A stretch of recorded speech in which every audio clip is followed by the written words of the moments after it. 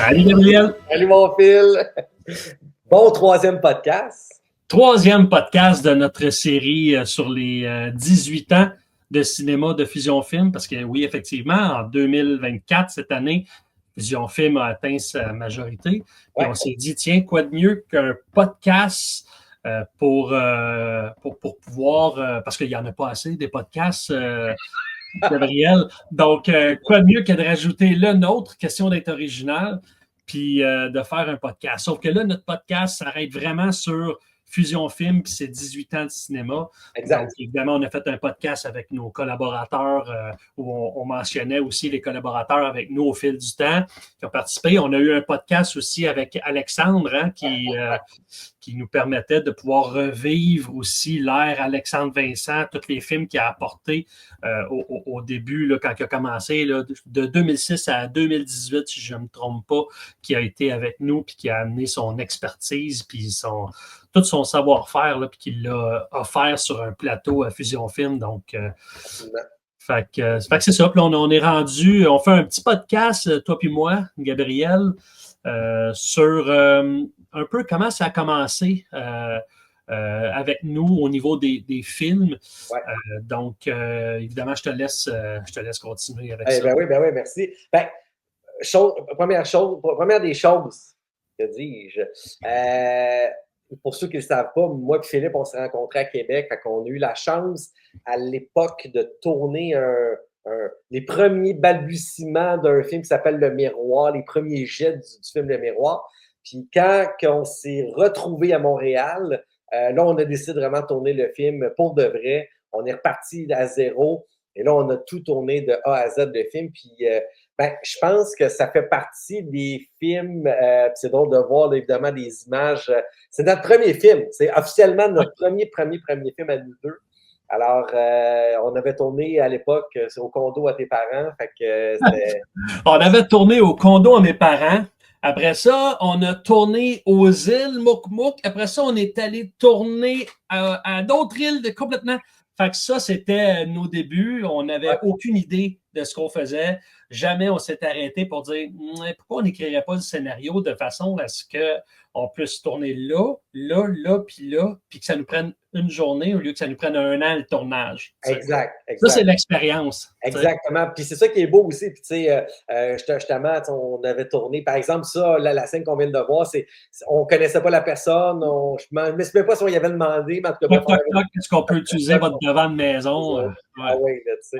Mais c'était le fun en même temps parce que c'était nos premières expériences. On allait tourner, puis on avait plusieurs lieux. Puis en même temps, Coco, tu sais, je te dirais, je t'appelle Coco pour ceux qui ne savent pas, on s'appelle Coco, moi et Philippe. Mais nos petits mots tendres. Mais en même temps, ce que je trouvais ça cool aussi, c'est que c'était varié. Tu écoutais le film, puis il y avait plusieurs lieux de tournage. Puis c'est peut-être ça aussi qui est la différence aujourd'hui avec nos films. On a peut-être moins plusieurs lieux, mais en même temps, on a tellement de diversité dans nos films que c'est intéressant. Exact. Tu sais, on est allé chercher, tu sais, on parlait de nos collaborateurs dans notre deuxième podcast. On est allé chercher du monde qui se sont greffés à nous puis qui ont fait que ça a rendu nos projets encore plus beaux. Tu sais, ça a pris une coche de plus à ce moment-là. Là, oui, puis tu sais, on va peut-être le croiser là, dans les prochaines images, mais on avait tourné avec Benoît Mascotte à l'époque, qui était quand même quelqu'un qui avait tourné 2-3 films avec nous. C'était un ami proche de nous. Alors, on avait utilisé ton frère, on avait utilisé, je ne sais plus tout, là, on avait tellement de monde, mais on a utilisé toutes sortes de personnes dans nos projets. D'ailleurs, on le voit. Voilà, voici Benoît Mascotte pour ne pas le nommer. Fait que c'était intéressant d'explorer puis de faire des films et de commencer à en faire comme ceux-là. Puis c'est un trait. Aujourd'hui, on la regarde, on sait que ça l'a vieilli, mais je veux dire, ça fait partie de l'expérience de Fusion Film. Puis je suis très fier encore de ce film-là, honnêtement, avec du recul pareil. Oui, puis ça nous a permis d'avancer. Ça nous a permis de se connaître aussi. Parlant de mon frère, ça, c'est mon frère aussi qui tournait avec nous. Tu as vu ça? Ça a été tourné à Rougemont. Juste pour cette scène-là, on est allé tourner à Rougemont. L'autre scène d'avant, on était à l'Angelier. L'autre scène Fait que c'est tellement partout qu'on se perdait, puis c'est pour ça que ça prenait du temps pour qu'on sorte nos projets. Exact. Ouais. Puis c'était le fun, on jouait deux frères dans ce film-là, puis il y a une affaire que je te l'ai peut-être déjà souvent dit, mais j'ai toujours aimé les films d'ambiance d'automne, puis je trouvais ça le fun que, d'une certaine façon que notre premier film ensemble qu'on a fait, ça s'est tourné en automne. Je sais pas, il y a comme une magie, je trouve, qui s'opère dans l'automne avec les feuilles, le temps qui est en train de devenir de plus en plus gris. Puis on le retrouve dans ce film-là. Puis encore une fois, c'est des beaux souvenirs qu'on a eu ensemble, vraiment. Oui, absolument. Non, non, c'est vrai. Puis ça nous a permis de dire qu'on a commencé ça à Québec. Puis que finalement, en revenant ici à Montréal, toi, tu as dû revenir à Montréal. Moi, je suis revenu un peu après. Puis on ne l'avait pas fini. Fait qu'on s'est dit, tiens, on va le recommencer de zéro. Puis on va le finir, celui-là. Puis fait que c'est ça que ça a donné. C'est drôle parce que pendant qu'on travaillait là-dessus, je ne sais pas si tu te rappelles, Gabriel, on travaillait en même temps sur l'écriture. Non, je te vois venir. On ne travaillait pas sur l'écriture d'Opération Delta. On travaillait sur l'écriture de la première qui était l'ébauche, le premier travail de Route Noire, le premier scénario de Route Noire. Ouais. Donc, ça, Route Noire, lui aussi, on l'a écrit, on a même commencé à le tourner. En fait, on a tourné, voir des petits bouts, voir si c'était-tu faisable, c'était-tu viable, si c'était-tu. Et puis, après ça, on a laissé ça cogiter pendant une bonne dizaine d'années, finalement. Et puis, en 2017, à peu près, on l'a ressorti.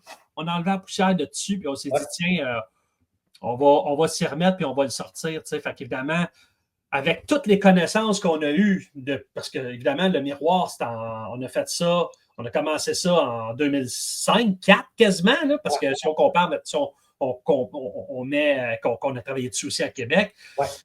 Fait qu'on a eu quand même là, une bonne dizaine d'années et même un peu plus pour peaufiner en tant que groupe pour s'améliorer. Puis là, quand on a fait Route Noire, on était complètement ailleurs. On voit des images encore du miroir, mais Route Noire, on est complètement ailleurs. On est complètement ailleurs, exactement. Puis c'est la preuve que un film peut être en développement pendant plusieurs années. C'est pour ça que des fois, quand on se dit aïe, comment ça prend autant de temps à voir la suite de, je sais pas moi, Bad Boys 2, 3, Transformers, whatever. Des fois, c'est long, mais pourquoi c'est long? Parce que ça demande du temps, ça demande de l'argent. Des fois, Top Gun, c'est un très, très bon exemple. Top Gun 2, ça a pris, je pense que c'est une question de droit. La personne qui avait les droits est décédée. Puis finalement, bon, tu sais, fait que ça peut prendre plusieurs années. C'est pas parce que des fois, la production ne veut pas le faire, c'est juste parce que des fois, il y a des contraintes XY.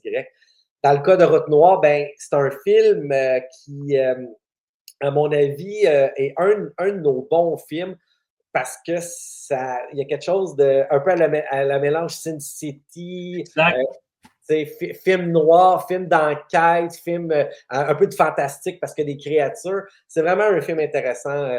Je pense que c'est un de nos bons films de fusion film. Oui, absolument. Je suis d'accord avec toi. On a vu une grosse différence avec la qualité sonore, avec la qualité visuelle, avec l'équipe en arrière de la caméra, avec l'équipe en avant de la caméra. On est complètement ailleurs de quand on a travaillé en 2006. Puis si tu regardes déjà, ça c'est en 2018. Puis si tu regardes déjà avec les films qu'on a fait depuis 2018 jusqu'à 2024, on va en arriver tantôt avec Papineau, nos deux films sur les Patriotes. Encore une fois, on est ailleurs aussi. On a une meilleure image encore. Tu peaufines, on s'améliore aussi avec le temps. Exact.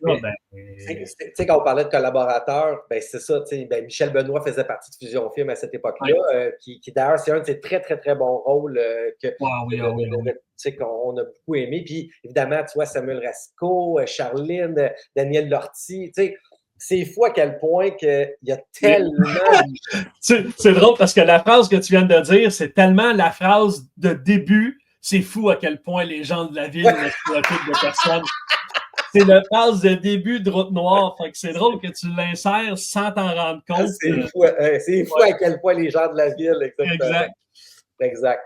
Donc, non, écoute, puis évidemment, dans ce projet-là, Samuel Resco avait travaillé extrêmement fort pour le maquillage, le soutien, trouver du monde. Il y avait loué cet Airbnb là. Alors, tu sais, faire des films, là, pour les gens qui nous écoutent, qui sont moins familiers, ça demande énormément de travail, là. Tu sais, ça se fait pas, ça se fait en équipe. Ça se fait en équipe. Si l'équipe n'est pas là, il n'y a pas de film. Il n'y a pas de film, là. Non, absolument. Puis les images sont sublimes. Je le revois encore. On l'écoute. Moi, personnellement, il fait partie des films que j'écoute le plus souvent.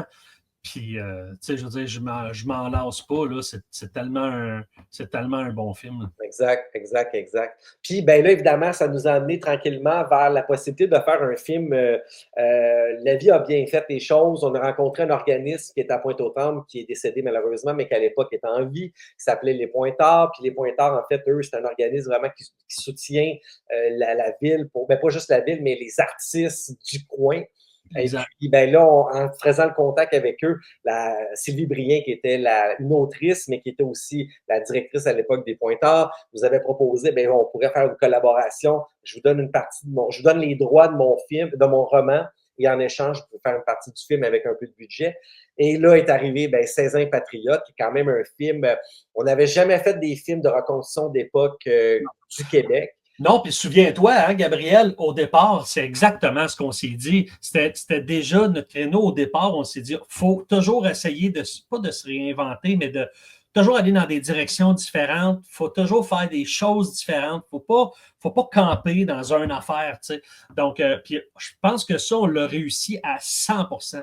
Ouais. On a touché à plein d'affaires. Là, on fait du podcast. On n'avait vraiment jamais fait de podcast. Mais tu sais, là où ce que tu t'en vas avec justement 16 ans et Patriotes, c'est un film d'époque, de patriotes dans les années 1830. Je veux dire, ça, on a touché à ça. C'est vraiment cool, les habits, tout. J'ai adoré faire ce genre de film-là parce que, ben, d'une part, c'est un beau défi. C'est pas facile, faut l'admettre. Là, pour ce genre de projet-là, là, si je me souviens bien, là, on a eu à peu près même pas 1000 $, je sais pas combien, en tout cas. On n'avait pas un énorme budget, Non. mais tu sais, on a eu des gens généreux. L'Auberge Saint-Gabriel qui nous a permis de tourner parce qu'il fallait reconstituer une prison, puis il m'a dit qu'on a cherché à tabarouette une prison, mon fil à gauche et à droite. Oh, oui. Ça n'a pas été facile, mais à un moment donné, j'ai eu un souvenir parce que j'avais justement tourné le film Misera à cet endroit-là, un film médiéval fantastique, là, quelques années avant. Puis là, je fait, hey Phil, on pourrait aller retourner là. Mais tu vois, c'est des magnifiques images. C'est une histoire déchirante d'un jeune patriote qui se fait arrêter, qui tombe qui est en amour aussi avec une fille. Alors, c'est le fun de faire de ce genre de projet-là. Puis ça montre que Fusion Film est vraiment capable d'être versatile là, à 100%. Ouais, tu sais, on a sauté dans ce défi-là à pieds joints. Puis ça n'a pas été facile. Je pense, tu sais, on a quoi? On a failli abandonner au moins 2 fois. Ouais. Au moins, ça a été tough. Il y a eu beaucoup d'embûches. Puis finalement, on n'a pas pu l'avoir. Juste, tu parlais juste de la prison. À un moment donné, on s'était dit, OK, là, on va aller sur l'île Sainte-Hélène, on va aller voir je me rappelle plus le fort quelque chose, je me rappelle plus. Il y a même le film X-Men qui avait été tourné là, à cet endroit-là. On était allé visiter tout, puis ils nous avaient donné le OK, avait fallu qu'on paye des assurances 1 million. Là, les pointeurs avaient dit, bon, ben OK, il n'y a pas de problème, on va s'arranger avec les assurances et tout ça. Puis finalement, ils nous avaient appelé, ils nous avaient dit, garde, finalement, on va rentrer en période de rénovation. On a tout gelé, tout ce qui était réservation. Fait que là, il a fallu se retourner de bord, trouver une autre affaire. Là, finalement, on a trouvé l'auberge Saint-Gabriel. Mais, tu sais, il y a tellement eu d'embûches. Ouais. Puis finalement, tu sais, on a persévéré. Il y a beaucoup de gens qui nous ont aidés et qui faisaient comme, ah ben, cool, finalement, on pensait avoir à mettre du budget là-dessus. Finalement, ils nous l'ont offert gratuitement. Fait que ça a fait en sorte qu'on a pu sortir un beau projet qui a été présenté à plusieurs reprises devant des gens dans le cadre des festivals ou dans le cadre des projections faites par la ville ou des choses comme ça. Ben oui, le 350e de Pointe-aux-Trembles. On a présenté à Kino, tu sais. Alors, non, c'est sûr qu'on a vraiment. On a eu un festival, le festival Mark Campbell, qui est le personnage principal. On a eu un festival pour lui, pour tout le monde, dans le calendrier estival de Pointe-aux-Trembles.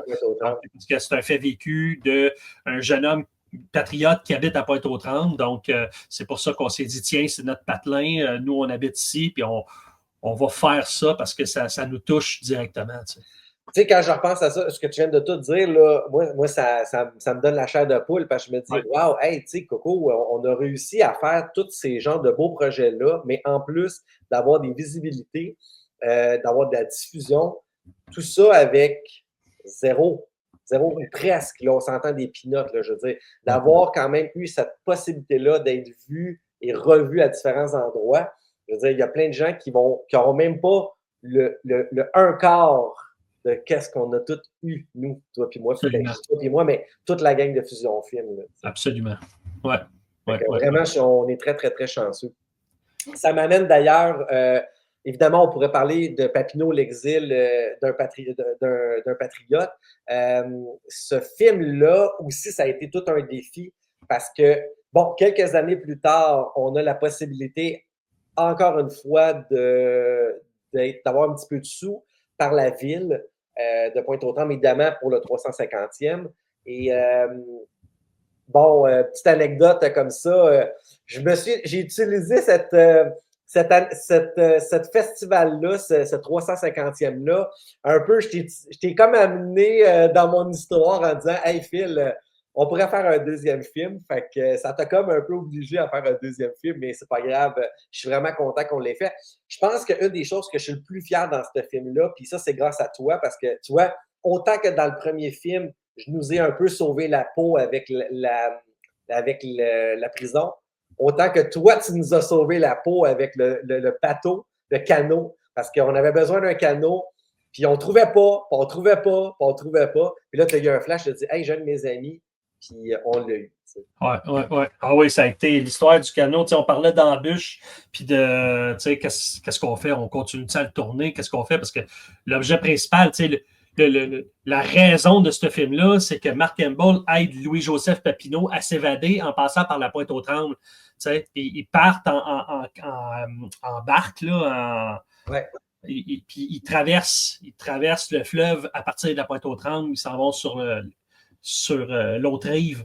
Donc, si tu n'as pas le bateau, tu n'as pas de film. Exact.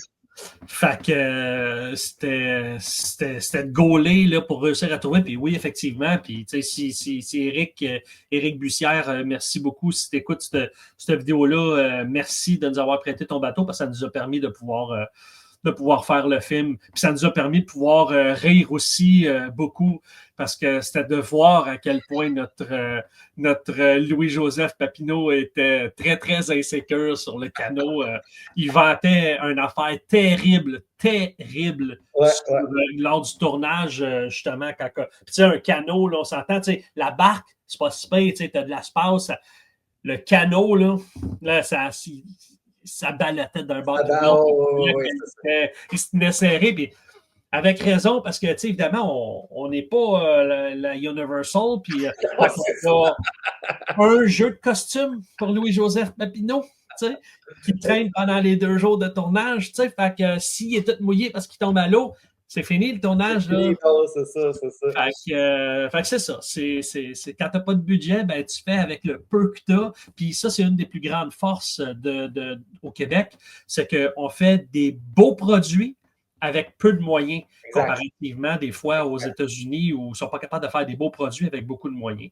Ben, tu sais, je regarde justement, tu sais, Fusion Film, là, on a eu accès à des chevaux, tu sais, on a eu accès à des beaux bâtiments. Je veux dire,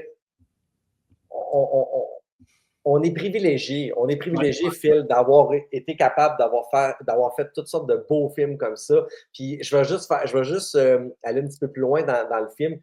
Ça aussi, j'ai trouvé ça le fun de voir aussi qu'on a pu réavoir dans 2 films, 3-4 ans plus tard, Roselyne et Miguel Fontaine, qui ont rejoué dans notre film. Dans le fond, c'est un prequel. Là. Alors, de revoir ces deux-là, puis qui ont embarqué généreusement parce qu'on les payait pas ou presque pas. Alors, vraiment, c'est vraiment, on est privilégié et on est chanceux d'avoir pu faire ce genre de film-là.